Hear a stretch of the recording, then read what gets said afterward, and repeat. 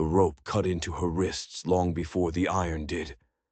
They dragged her at dawn, when the ground was still cold and the world was hushed and gray. No trial, no priest, no mother to hold her hand and tell her it would be all right. It wouldn't be all right. She knew that much. Just two of the Baron's men, their breath sour with last night's whiskey, jerking her through the dust like she was a stray dog. Belrose didn't cry. She wouldn't give them the satisfaction. Not when they forced her to her knees in the town square, the whole world watching, and hooked the heavy manacles to an old wagon wheel. The iron was cold.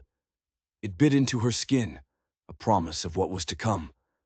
She just stared forward, her eyes as sharp and dry as thorns. One of the men laughed, a wet, ugly sound. "Don't you worry, girl. You'll be married by sundown." She turned her head, slow, and spat in the dirt right by his boot. It tasted of him, of all of them. The crowd didn't gather fast, but it gathered. You could hear the dusty shuffle of boots on the boardwalk, the creak of shop doors opening just a crack. One by one, the good people of Redemption came out to see the girl who said no. They came out to watch her break. The sheriff, a man named Calloway, stood off to the side, chewing on a toothpick like he was contemplating the weather. He wouldn't meet her eyes. "Ain't my place," he muttered to the blacksmith standing beside him, a big man with sad eyes. Her paw gave consent. "It's all legal." "Still," the blacksmith rumbled, his voice low, "she's just a girl." "She's 18, the sheriff corrected, shifting his weight. "Grown enough. And that Baron's older than the preacher and a damn sight meaner. Don't change the law, though. None. The law." Belle could have laughed if it didn't hurt so much to breathe. The law never showed up when her mother got sick and the town doctor wanted cash they didn't have. The law never came around when the Baron's men took half their cattle as interest on a loan her father couldn't pay. The law never said a single word when her father, his hands shaking and his soul soaked in liquor, signed her name on that marriage contract just to clear his whiskey debts. Now here it was, the law, clean-shaven and useless, flicking a piece of dust off its shiny badge. The wagon creaked as the wind shifted. The sun was climbing higher now, a merciless white glare that settled over the town like a final judgment. Belle shifted just an inch, and the chains rattled. A small, lonely sound. Her back was raw, where the rope had scraped her skin clean off during the ride from her farm. Her lips were cracked and bleeding, but her jaw was locked tight. She would not beg. She would not scream. She would not break. The Baron hadn't arrived yet. They said he'd come with a preacher and 3 witnesses to make it all official, to show the whole town and any other girl who might get ideas how a woman gets tamed. They'd wrap her in white lace, they said. She'd be limp and grateful by the end of it. They didn't know her. Not at all. From across the street, a woman named Mrs. Mallory, who used to give Belle sugar cookies as a child, brought a hand to her mouth. "Poor child," she whispered, her voice trembling. Her husband, a stern man with a ledger for a heart, tugged her back inside their dry goods store. "Ain't our business, Martha. You stay out of it." A boy, no older than 10, tried to bring Belle a dipper of water. His mother saw him, her face pale with fear, and slapped it right out of his hands. The water splashed in the dust, a dark, hungry stain. "You help her," the woman hissed, dragging the boy away. "And you bring the Baron's trouble on all of us." The boy looked back at Belle, his eyes wide with a shame he was too young to understand. Belle winked at him, a tiny defiant spark in the face of all that fear. No one else came close. It wasn't bravery that kept her spine straight. Not really.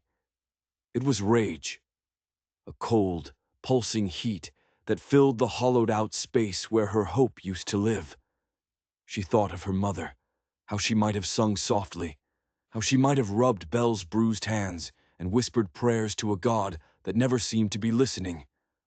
But her mother was gone, put in the ground 3 winters ago, out by the dying apple orchard. And her father, once a proud man who could plow a straight line from sunup to sundown, was now just a bent shadow with liquor-stained breath who had bartered away his only daughter like she was a broken-down mule. He'd sold her. He'd sold her for nothing. The chains chafed. Her vision started to blur in the shimmering heat. Her heartbeat slowed to a dull, heavy thud in her chest. And still, she waited. Then came a new sound. Hoofbeats. Slow, unhurried, steady as a drum. It wasn't the Baron's fancy procession. Not with that rhythm. The whole town seemed to turn at once. A man rode in tall on a dun-colored horse. Dust clung to his long coat like a second skin.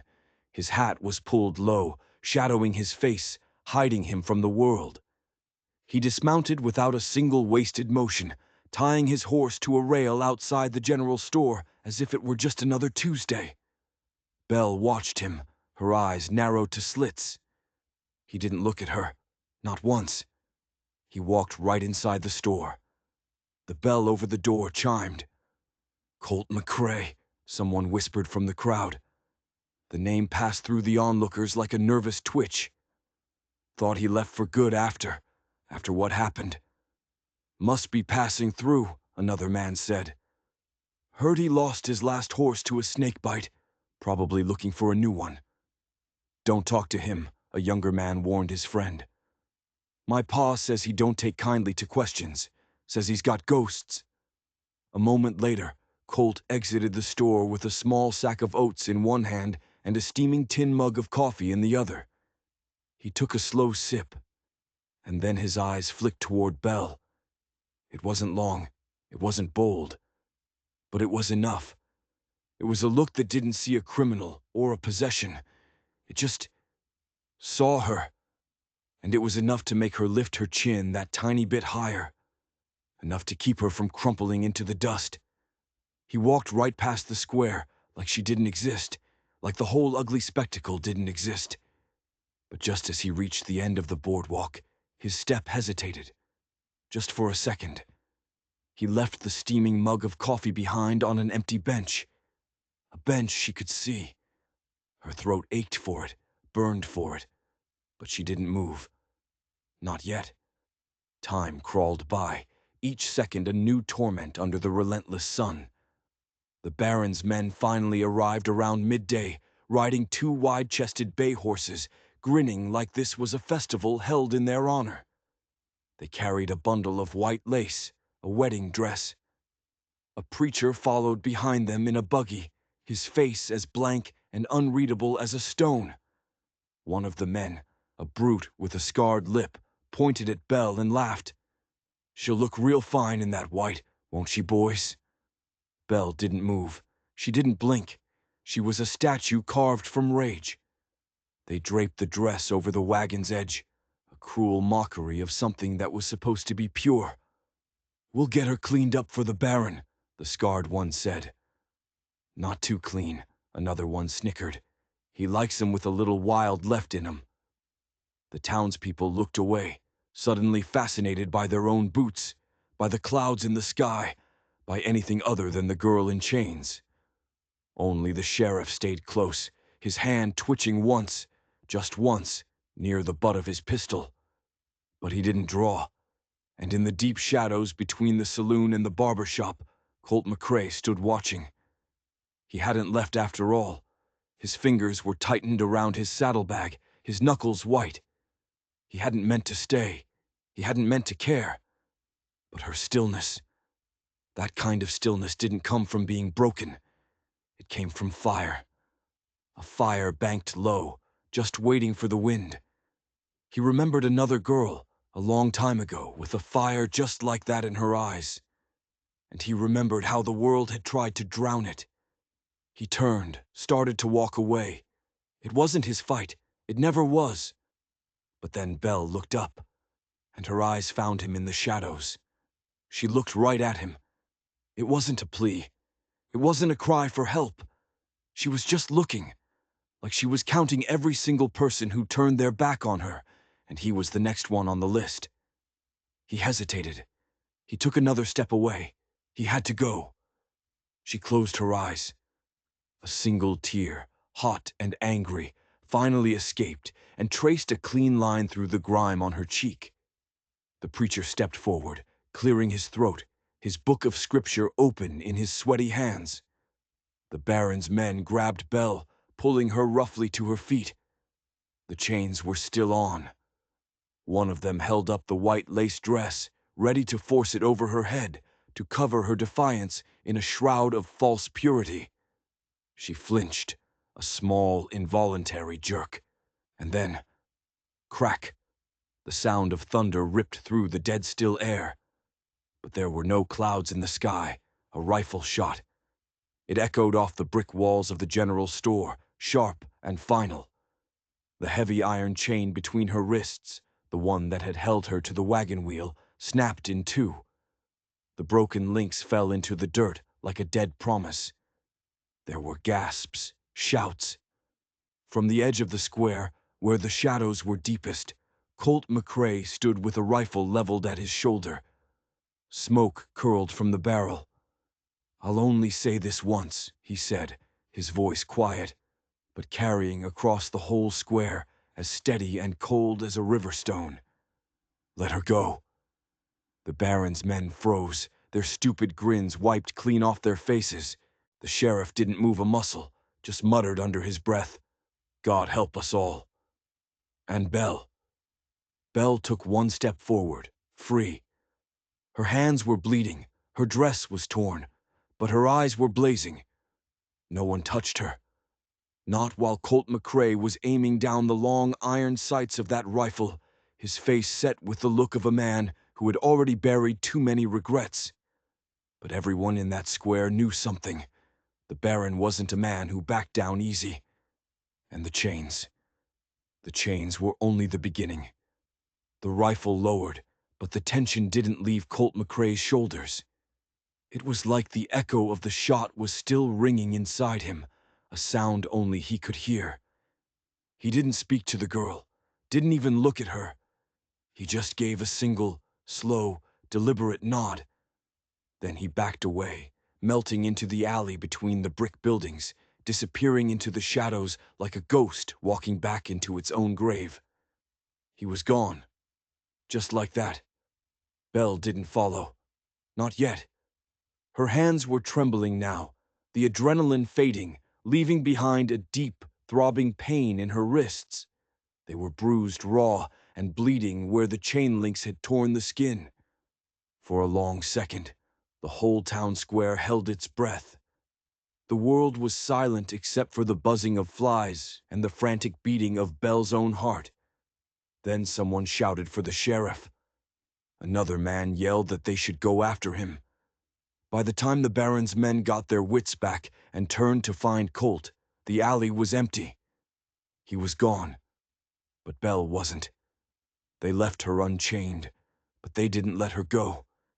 She was a different kind of prisoner now, not of iron, but of eyes. The Baron's men grumbled, spitting tobacco juice into the dust.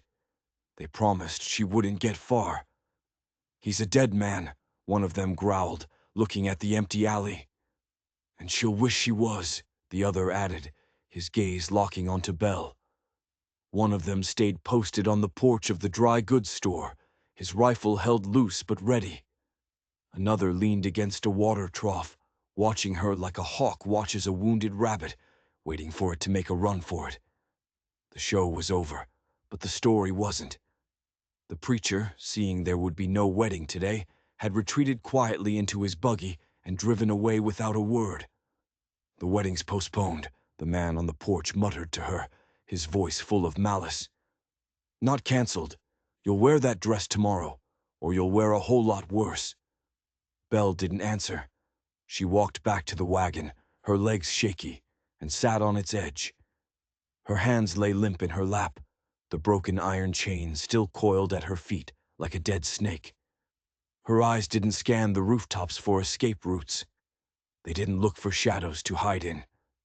They watched the road, the one that led west, the one he'd taken. Colt McCrae hadn't gone far. Running wasn't in his blood. He rode slow, letting the dust of the open road swallow him up, making him just another part of the landscape. Half a mile out of town, he stopped beneath the skeletal branches of an old, lightning-scarred cottonwood tree. And he waited. The town would settle down. They always did.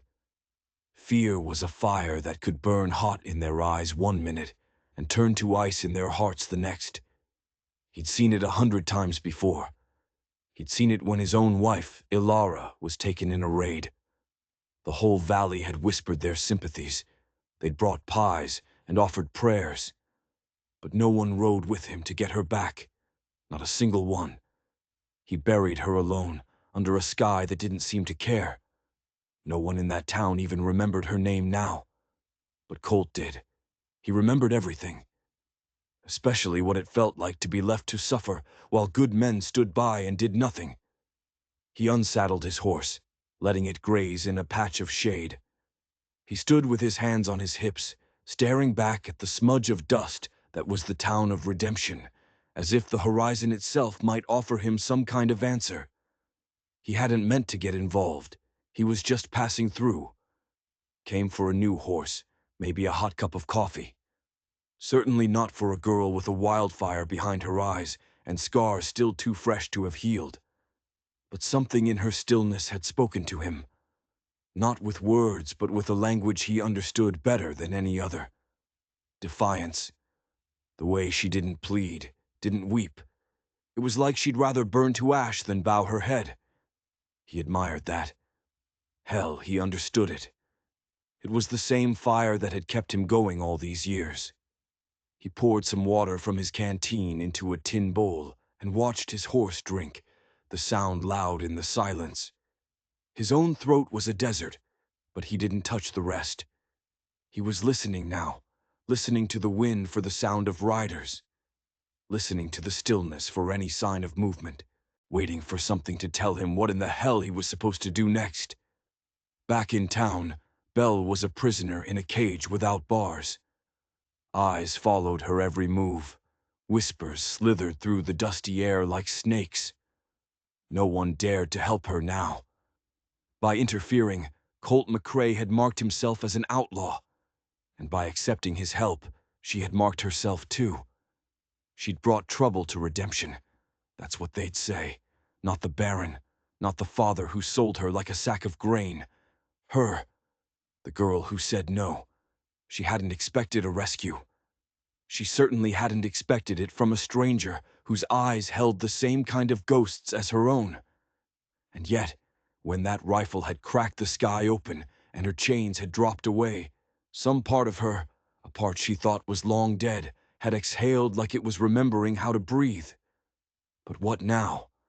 That was the question that hung in the air, heavier than the heat. Evening started to fall. The harsh white light of midday softened into gold, then a bruised purple. The men guarding her grew restless. They passed a bottle of whiskey back and forth, their watch growing sloppy. Eventually, their voices slurred, their heads lolled, and they fell into a drunken, snoring sleep.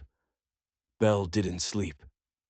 Just before midnight, when the moon was hidden behind a thin veil of clouds, a soft shuffle on the boardwalk caught her ear. A shape moved through the deep shadows near the wagon. She tensed, her body coiling like a spring, ready to fight. But the figure just set something down near her boot. A small metal flask.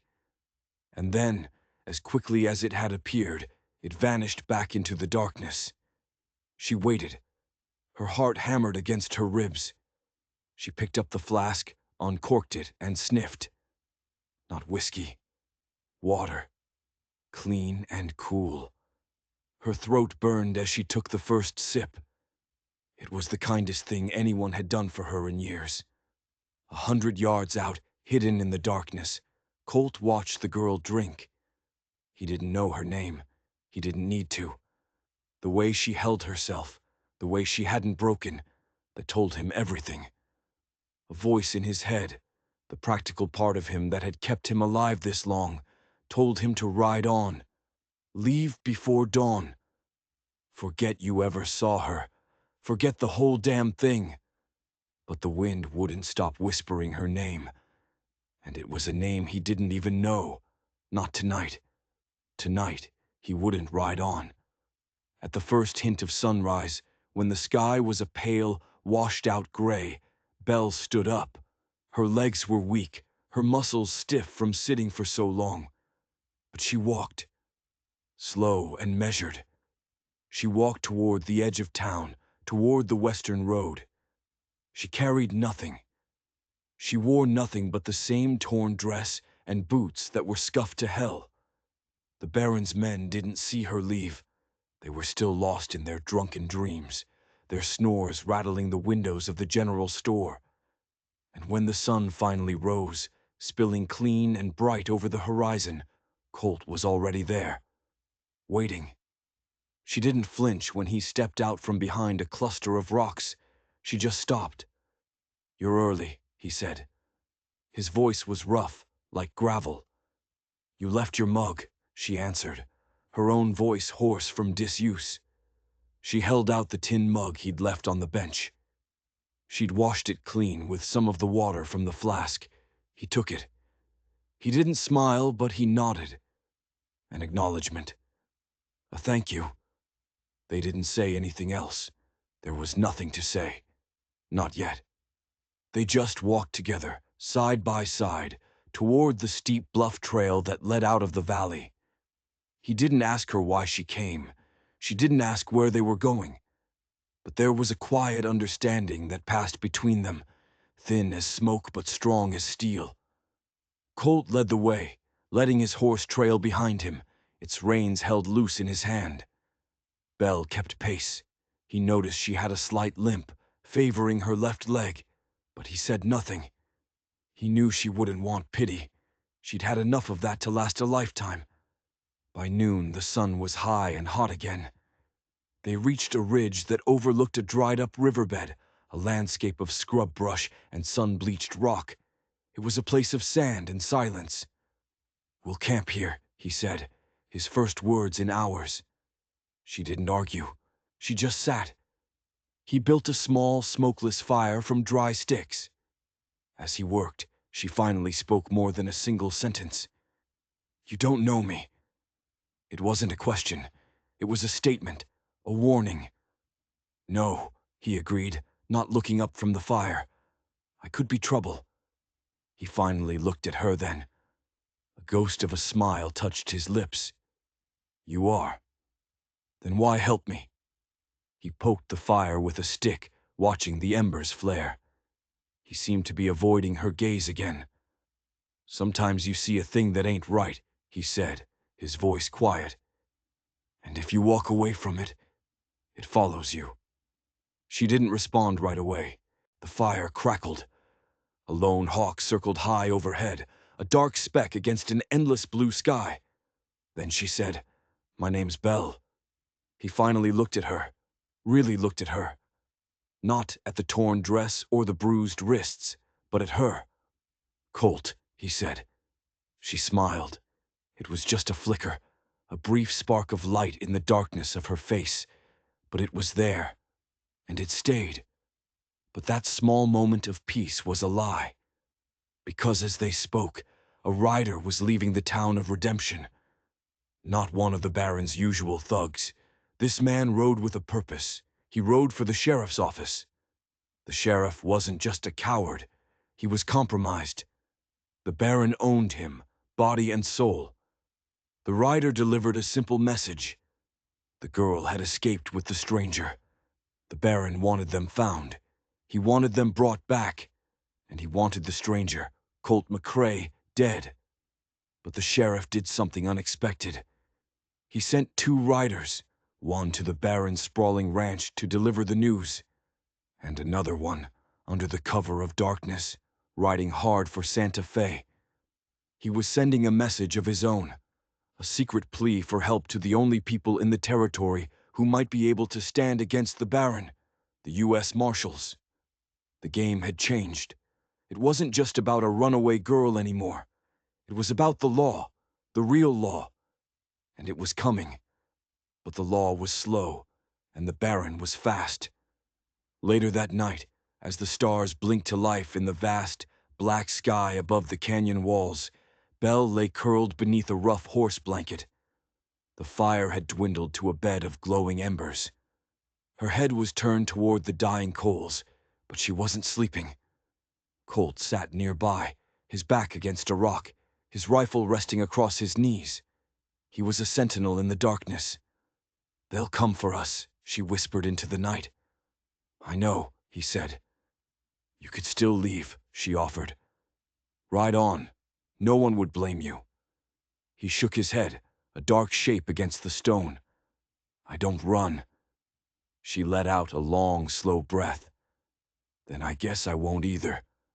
The wind stirred the embers, making them glow a little brighter. The horse snorted softly in its sleep. The night pressed in close around them, full of secrets and unseen things. Neither of them slept easy. But for the first time in a long time, neither of them slept alone. And somewhere far behind them, in the darkness, a new set of hoofbeats was beginning to gather. The Baron wasn't done. Not by a long shot. He wasn't just sending thugs this time.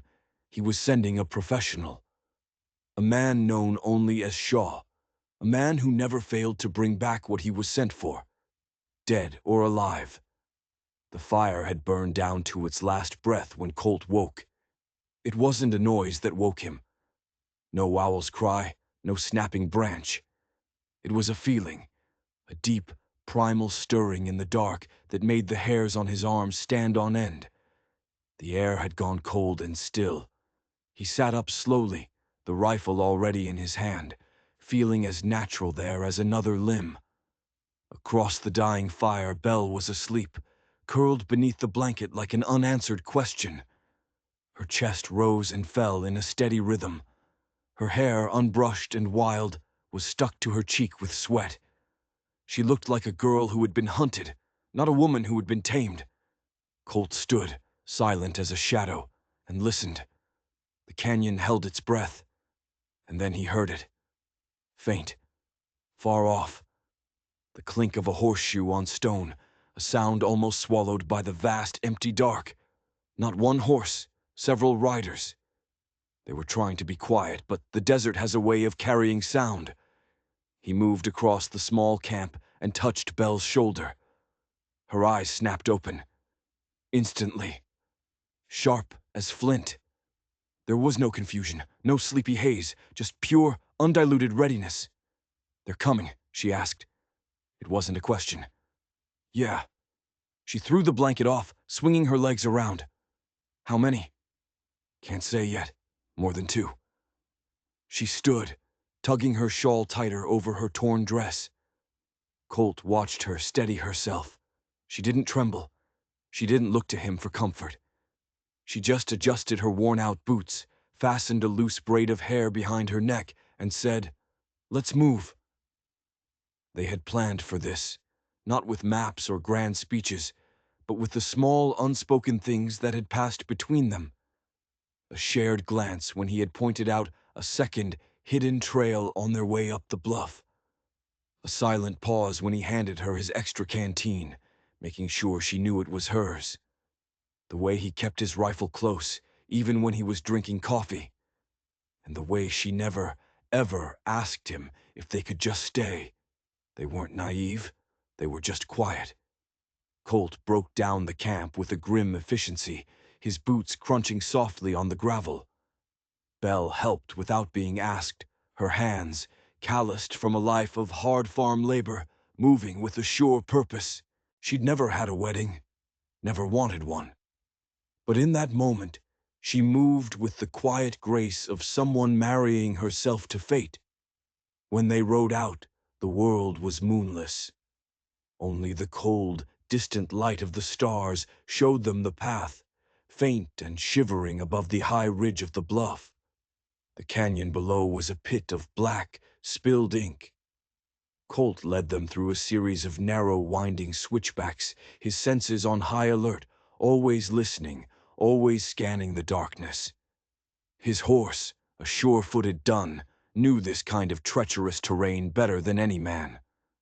Bell rode behind him, not on a mule, but on the horse he had been planning to buy. He'd gone back for it, a silent promise that he wasn't planning on leaving her behind. They moved fast, but they moved like ghosts, breathless and silent. And then a sound broke the quiet. Distant shouting. The Baron's men had found their abandoned camp in the riverbed, and they were angry. Colt turned back, his face a mask in the starlight. "There's an old cabin ahead," he said, his voice low and urgent. "Built during the war. It's solid." "Will it hold?" she asked. "Long enough," he said. "Long enough to stand. Or die." Bell just nodded.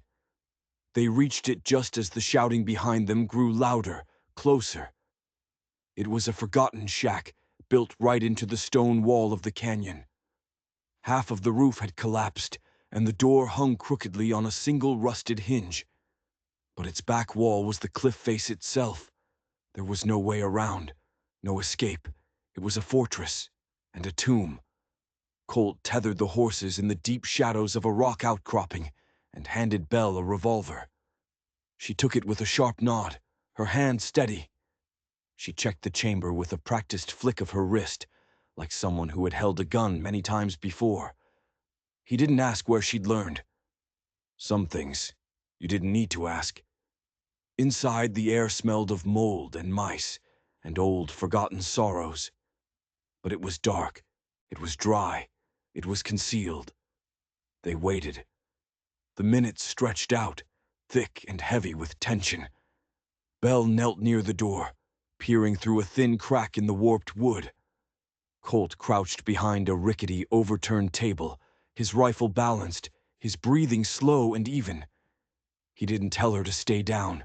He didn't try to shield her. He treated her like a partner, like a soldier, like someone who had every right to fight for her own life. And that, more than the water, more than the broken chains, was the thing that undid her. The first rider appeared, a silhouette against the slightly less black sky. He came around a large boulder, moving slow, his torch held high. Then another, and another. 4. No, 5 of them. Colt counted quickly, his eyes narrowing. They were fanning out, their torches painting flickering, monstrous shadows on the canyon walls. Then a voice called out, a voice thick with arrogance and cruelty. "Colt McCrae, I know you're in there. You're harboring stolen property." Belle flinched at the word. Property. The man's voice was slick with smug entitlement. She knew that voice. She'd heard it in her nightmares. It was James Waverley, the Baron himself. Fat from greed and rotten to the core, with a sense of ownership over everything and everyone he saw. "Send her out, McCrae," Waverley barked. "Send out the girl, and we'll forget your name ever crossed our path." Colt didn't move. Belle's fingers tightened around the worn handle of the revolver. The silence stretched. And then Colt stood up and pushed the cabin door open. Belle tensed, ready to pull him back, but he raised a hand, a calming gesture. The faint pre-dawn light framed him as he walked out into the open. Slowly, his rifle was still in his hands, but it was lowered.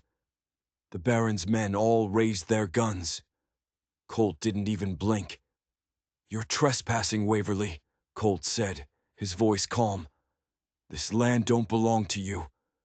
"It don't belong to you either," Waverley sneered, his lip curling.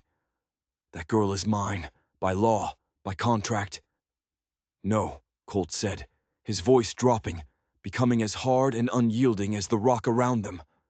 "She's free." "She's a contract," Waverley spat. "She's a person." Waverley let out a short, ugly laugh. "She's the get of a dirt-poor farmer with a crippled patch of land and a drunk for a father. She's nothing." Colt didn't flinch. "Still makes her more human than you." That did it. One of the riders, A nervous young man with a gun too big for his hands fired. Colt dropped. Belle screamed, a single sharp sound of pure anguish. But Colt wasn't hit. He had anticipated the shot, diving behind a pile of old logs as the bullet whistled through the air where he had just been standing. He came up firing, all in one fluid motion. His rifle bucked against his shoulder. The bullet clipped the rider's shoulder, spinning him off his horse with a yelp of pain. Chaos erupted. The night exploded into a maelstrom of noise and muzzle flashes.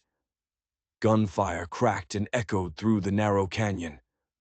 Belle ducked back from the doorway, then rose again, firing the revolver with both hands, aiming for the second man who was taking aim at Colt's position. Her bullet slammed into the wood of the log pile, sending splinters flying, but the warning was enough.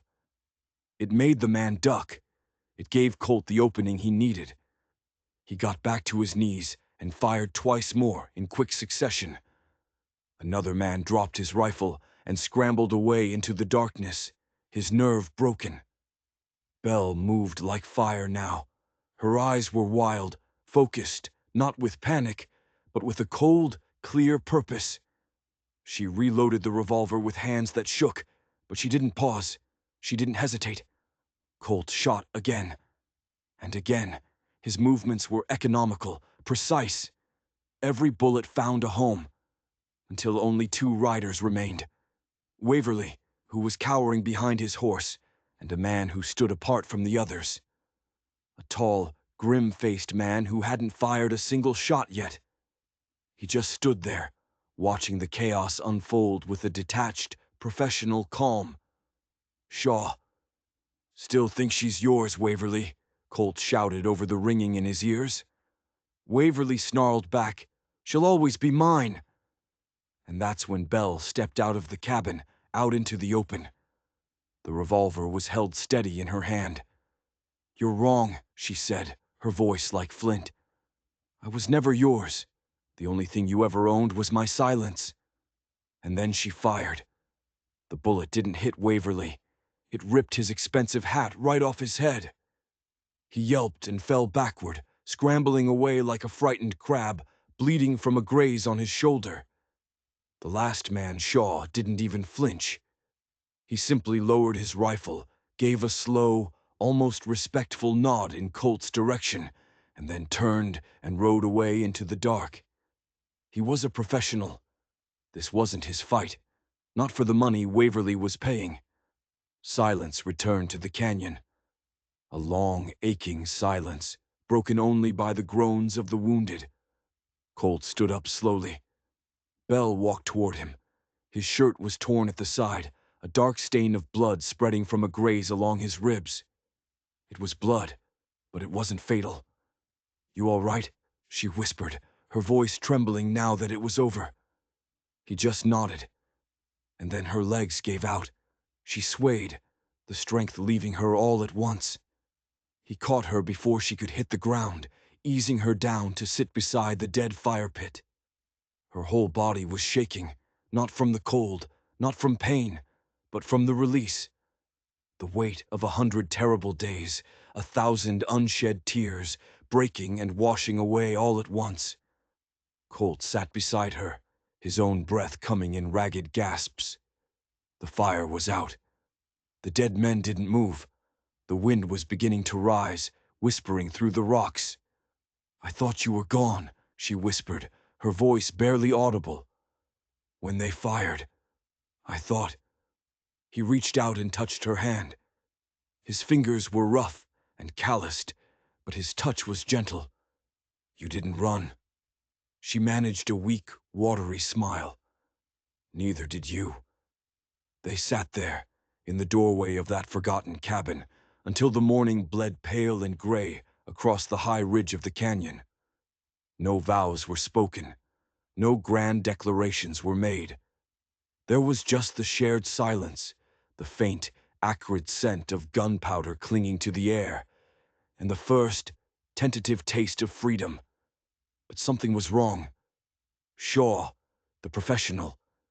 Why would a man like that simply walk away? It didn't make sense. Colt knew it. He felt a cold knot tighten in his gut. This wasn't over. It was just the end of the beginning. They didn't leave the bluff for 2 days. The air still smelled of gunpowder and pine sap, a strange perfume of violence and survival. The dead men on the slope below had been dragged into a shallow ravine by Colt and covered with rocks, a makeshift grave without a ceremony. The Baron wasn't among them. He'd limped off, half dead, but not buried. And that meant trouble wasn't just coming back, it was already on its way. But for now the world held still. The canyon was a sanctuary. Belle sat on the splintered porch of the old cabin, her legs tucked beneath her. She was sipping weak, bitter coffee from Colt's dented tin mug. Her wrists were starting to heal. The skin was still a map of angry purple and black bruises where the iron had bitten deep, but the open wounds were closing. Her eyes had changed. They weren't soft, but they had quieted. They were settled, like the still, watchful air that follows a wildfire. Colt leaned against the porch rail beside her, sharpening his knife on a whetstone. The rhythmic scrape of steel on stone was the only sound for a long time. He'd said maybe 3 words all morning. She hadn't minded. The silence between them wasn't empty anymore. But there was still a line there. A line drawn not in ash or sand, but in shared trauma and unspoken questions. It was an invisible thing, alive and stretched tight. Both of them knew where it began. Neither of them dared to cross it. "I should leave soon," she said finally, her voice quiet. Colt didn't look at her. The scraping of the knife didn't stop. "You could." She nodded, more to herself than to him. "I can't stay here forever." "You can stay as long as you want." "I don't want to be someone's burden." That made him pause. The scraping stopped. He set the knife and the stone down carefully on the rail. He looked at her. Not a hard look, just a long one, long enough for the silence to fill up with meaning. "You're not," he said. She didn't answer. Instead, she stood up and walked barefoot into the small clearing behind the cabin, her arms folded tightly across her chest as if she were holding herself together. The morning sun caught in her hair, turning it to fire. He watched her from the shade of the porch, and something turned over behind his ribs, slow and heavy, like a great wheel that had been stuck for years in wet earth. When she came back, her face was unreadable. "I used to think that surviving was enough," she said. "Just getting through the day. But now I'm not so sure." Colt nodded slowly. "Surviving's what you do when you ain't got a say in the matter. Living's different." "Have you done much of it?" she asked, her gaze steady. "Living?" His eyes flicked up to the sky, to the hawk that was once again circling overhead. "Not lately." She sat down again, but closer this time. Her knee was nearly brushing against his. "I keep thinking," she said, her voice lower now, more intimate, "about the way you looked when you pulled that trigger, like you'd done it 100 times before, like you didn't even hesitate." "I didn't," he admitted. "Why?" she asked. "I hesitated." "Because they were going to take you," he said simply. "And I've watched that happen before. Once." She studied his face, the hard lines around his eyes, the grim set of his mouth. "She was my wife," he added after a long, ragged breath. He didn't want to say it, but he owed her the truth. "Her name was Ilara. 4 years ago, raiders came through our valley. They weren't like Waverly's men. They were animals. They took livestock, burned barns, and they took women too. I went after them, alone. I brought her back. But she was already gone. On the inside. She never said another word. I held her hand for 6 weeks, and then one morning she just stopped breathing. Belle didn't speak. She didn't move. She just listened. I didn't protect her, he continued, his voice tight with an old familiar pain. Not fast enough. Not well enough. He stopped, unable to go on. She turned to him, her own voice steadier than he expected. You think I'm her? Your second chance? No, he said, meeting her eyes. I think I'm mine. That made her exhale, a sharp, sudden sound. Her eyes were burning. I don't want to be saved, Colt. Good, he said, his voice gentle now. I don't want to be a savior. Their eyes locked, and for the first time the line was gone. There was no fire, no barrier, just a shared, quiet heat. She looked down at her hands in her lap. You ever been touched? Without it being for pain? She asked, so quietly he could barely hear her. He blinked. I don't remember. She reached out. Not quickly, not with hunger or need, just honestly. Her fingers, still bruised, brushed against his. It wasn't romantic, not yet. It wasn't innocent either. It was something in between, something new, being carved out of old scars and slow, painful awakenings. Do you want me to leave? She asked.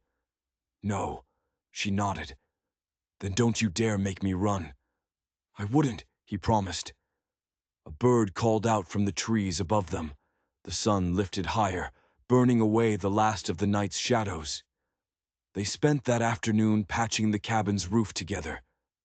She climbed up onto the shaky timbers without a trace of fear. He passed her up nails and old boards. They didn't speak much, but the silences were full now. Not empty, just full of the sound of their breathing, the rhythm of their work, the slow process of building something together, even if it was just a broken-down roof. As dusk settled over the canyon, painting the rocks in shades of orange and purple, she cooked beans and the meat from a rabbit he'd caught in a rusty pot over the fire. He watched her move, the firelight flickering on her face. She didn't ask him if he liked it. She just handed him a bowl. He ate it slowly, gratefully. Afterward, she reached for the knife he'd been sharpening. She cleaned it carefully with a piece of cloth, then handed it back to him, hilt first. You trusted me with this, she said, nodding at the revolver that was still tucked into her belt. He shrugged. Didn't see you as the type to stab me in my sleep. Maybe you should have, she said. Maybe, he agreed. But you didn't. She smiled, a real one this time. That night, as the wind rustled through the pines and a million stars spread out wide and bright above them, Belle sat beside him again, closer than before. Her shoulder was pressed against his. Do you believe in fate? She asked. No, he said without hesitation. She nodded. Me neither. Another silence. But I believe in choices, he said finally. She turned her head to look at him. So do I. He looked at her hands, the way they rested in her lap, no longer clenched into fists. The bruises had started to fade to a pale yellow, but the strength in them had not. Tomorrow, he said, we can head north. There's a place up in the high country. Good land, clean water. A place where no one's looking for you. And you? She asked. What about you? I'll go where you do. That stopped her. Her breath hitched. Then slowly she smiled. You're terrible at small talk, you know that. Never learned. Good. The fire crackled low, sending a shower of sparks up into the darkness. And for the first time, Belle leaned her head against his shoulder. Not to hide, not to seek warmth, just to rest. He didn't move. He just sat there, a solid presence in the vast, lonely night. The line was gone, burned through, not with violence, but with a quiet, fragile understanding. But they weren't alone. Miles away, the man named Shaw sat by his own fire. He wasn't tracking them anymore. He was waiting for a message. He'd seen something during that brief, chaotic gunfight at the cabin. The girl, The way she held that gun, the way she stood her ground. He'd seen that look before, and the Baron hadn't just hired him. He'd lied to him. He'd said it was a simple retrieval of a runaway contract worker. This was no contract worker. This was something else entirely. And behind the trees, just beyond the ridge of the canyon, someone else was watching. Someone from the town. The blacksmith. He hadn't just been offering empty words of sympathy to the sheriff. He was Belle's uncle, her mother's brother, and he'd been following them, trying to help, waiting for his chance. The Baron hadn't forgotten them, but they hadn't forgotten him either. And the board was about to get a lot more crowded. At first light, the sky over Willow Bluff cracked open like a shell. The horizon smoldered with hues of rust and gold. A thin veil of mist crawled through the gullies below, curling around the ancient rocks like the slow breath of a sleeping giant. Colt McCrae stood near the edge, his boot heels pressed into the loose gravel. His rifle wasn't slung over his shoulder. It rested across his chest, held in both hands. His gaze was fixed on the trail that wound its way up from the southern pass. He didn't need a spyglass to know they were coming. The world had told him. The birds had gone silent an hour ago. Even the wind, usually restless and whispering through the pines at this time of morning, seemed to have hushed, holding its breath. He could feel it in the soles of his boots. A low, heavy vibration in the earth. The sure, steady tread of horses moving with a purpose. Behind him, the old shack was no longer just a ruin. They had spent the last day reinforcing it, wedging rough timber against the doorframe, stuffing the cracks in the walls with moss and brush. It wasn't a fortress. It wouldn't hold forever. But it would buy them time. And time was the only currency they had left. Belle stood in the doorway. She was a different woman from the one who had knelt in the dust in chains. The torn dress was now stitched and cinched tight at her waist with Colt's spare leather belt. Her hair was pulled back in a single tight braid. Her sleeves were rolled to the elbows, revealing the corded muscle in her forearms. A revolver was strapped to one hip. A long, sharp knife was tucked into her boot. She had not simply survived. She had been forged anew in fire and fear. She had chosen to rise. Colt turned his head slightly, his eyes never leaving the trail. "You ready?" Belle didn't blink. Her eyes were as clear and hard as river stones. "I've been ready since my father put the Baron's rope in my hand." He gave a single sharp nod. Then he handed her a second rifle, a Winchester he'd kept wrapped in oilcloth in his saddlebags. She took it without a word, her hands steady. They had spent hours practicing with it yesterday. She knew how to load it. She knew how to brace for the recoil. She knew where to aim. They waited. The first rider appeared just as the sun lifted high enough to paint the world in a searing, blood-orange light. 4 long shadows stretched out behind them on the trail. Their horses kicked up plumes of red dust. Waverly was in the middle of the group. His arm was in a sling, his face pale and tight with fury, but he still wore a ridiculously tailored coat. He sat tall in his expensive saddle, a king coming to reclaim his stolen property. He hadn't come to marry a bride. He'd come to put down a rebellion. But this time, Belle stepped forward. She walked right out onto the flat, open space of the bluff, her boots crunching on the loose rock. The wind whipped a few loose strands of hair across her face, but she didn't brush them away. Colt stood just beside and a little behind her, both of their rifles raised, but not aimed. Not yet. Waverly pulled his horse to a skidding stop. He dismounted, his movements stiff with pain and rage. The others followed suit. Colt recognized one of them instantly. Denton Shaw, the hired gun from Santa Fe, the man who had walked away. Why was he back? This was bad, very bad. A man like Shaw didn't come back unless the money was too good to refuse, or unless something had changed. Waverly spread his arms wide, a gesture of mock generosity. "You think this little bluff buys you justice?" he called out, his voice dripping with scorn. "No," Colt answered, his own voice low and calm. "But it buys us the high ground." Waverly chuckled, a dry, humorless sound. "This isn't a war, McCrae. This is a simple debt collection." Bell took another step forward. "You have no contract over me." "Your father signed it," Waverly spat. "My father's dead." The words hit Waverly like a physical blow. That gave him pause. His face went slack with surprise. Then his eyes narrowed.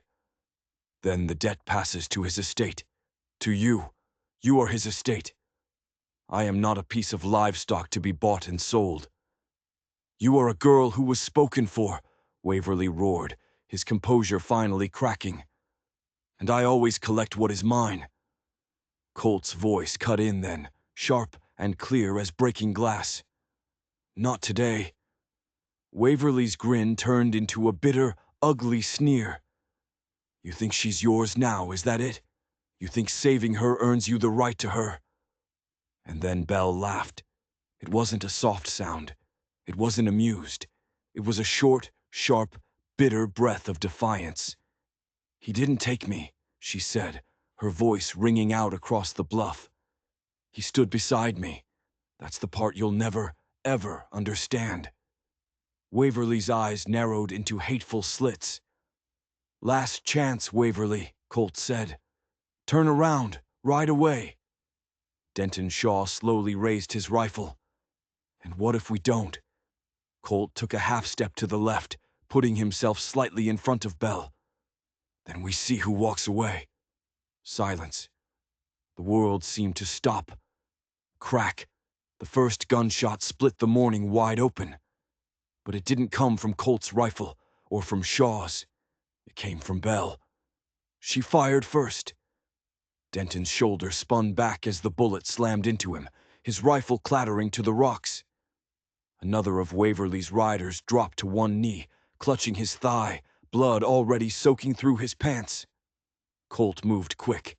Every movement was calculated. Precise. Each bullet had a name on it. None were wasted. The bluff erupted into a symphony of destruction. Shouts, the terrified whinny of horses, the clash of metal on rock. Waverly, the great baron, dove behind a boulder, squealing like a stuck pig, yelling orders that no one was listening to. His men were already breaking. One of them, a kid too green to die for another man's ego, scrambled onto his horse and took off down the ridge at a full gallop. Colt advanced, moving smoothly from the cover of one rock to the next. Bell reloaded, her movements fast and sure. She knelt behind the corner of the shack, covering the trail, preventing anyone from circling around them. Another rider tried to do just that, and she shot him clean through the shoulder before he could even clear the draw. It didn't take long. When the last echo of gunfire finally faded away, only two of the Baron's men were left standing. Shaw, who was cradling his wounded arm, and Waverly, who was still hiding behind his rock. Colt lowered his rifle and walked slowly toward the boulder. "Come out, Waverly!" The Baron crawled out, his fine coat torn and filthy, a fresh graze bleeding on his temple. There was dirt in his mouth. He looked small, pathetic. He sneered, trying to hang on to some last shred of his authority. "Go on then," he spat. "Kill me." "No." Waverly let out a bitter laugh. "You think leaving me alive makes you the better man?" "No," Colt said, his voice flat and devoid of emotion.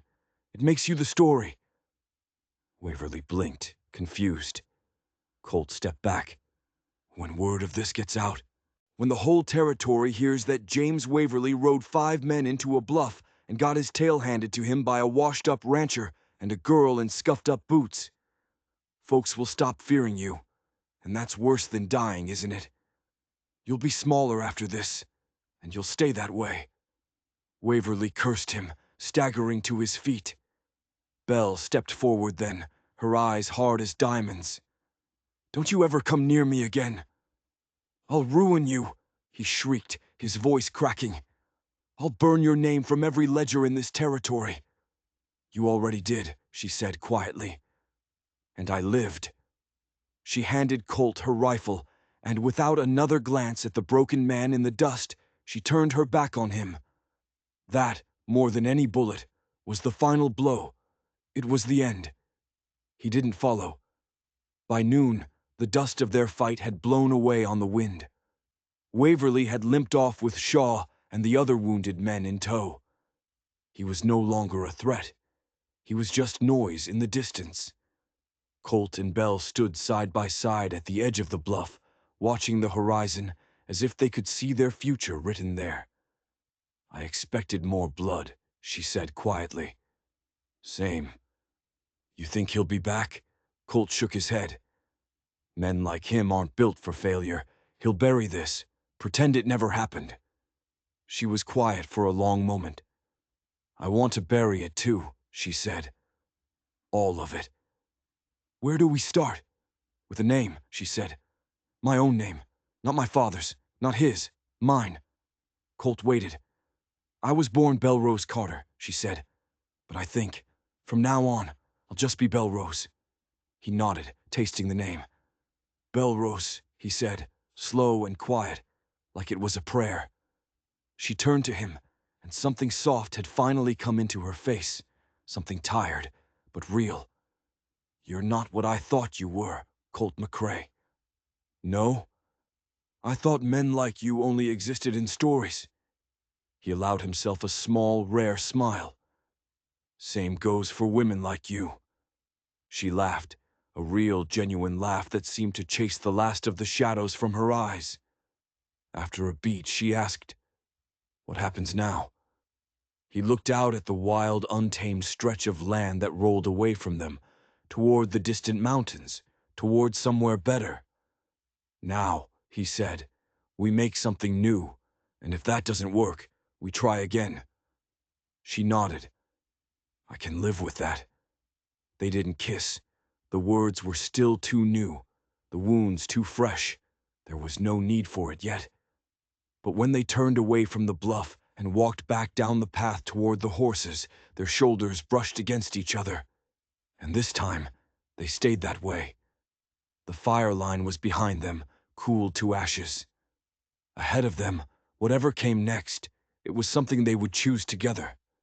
Some chains are made of iron, others are made of silence and fear. But the rarest kind, the ones that matter, are the ones that are broken not by force, but by the simple, unwavering act of standing still beside someone when the storm finally comes. That's what he did for her. And in the end, it's what she learned to do for herself. And that's why, when the wind whistles through the high rocks of Willow Bluff, it doesn't speak of the Baron or his greed. It speaks of a girl who said no, and a man who finally listened. If you enjoyed this story, don't forget to hit that subscribe button and ring the notification bell so you don't miss the next one. Let me know in the comments below what you think Belrose and Colt will build together.